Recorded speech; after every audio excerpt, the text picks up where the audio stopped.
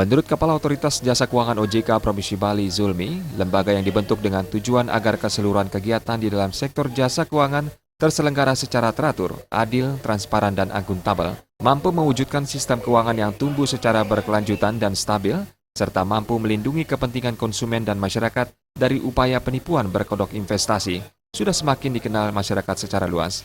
Kedepan pihaknya berharap masyarakat tidak hanya mengetahui OJK semata, namun dapat memanfaatkan jasa OJK untuk mencegah tindakan penyimpangan para industri jasa keuangan.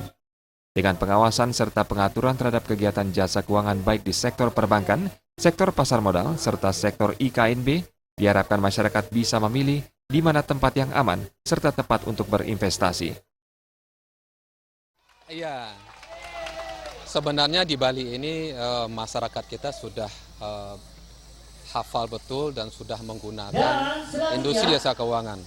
Karena di Bali ini ada bank umum, ada BPR, ada koperasi, ada LPD.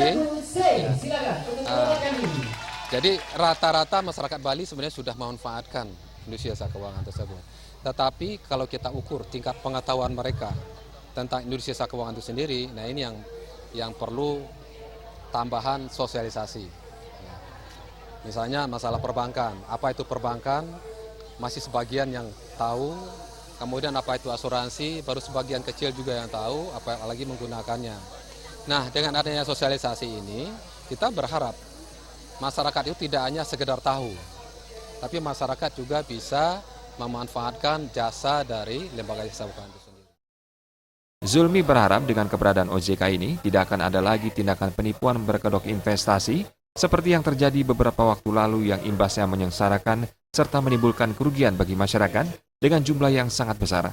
Kondisi seperti ini apabila tidak diambil tindakan akan membuat jatuhnya kepercayaan masyarakat kepada para industri jasa keuangan yang ada. Pratnya Paramita dan Sutardana, Bali TV.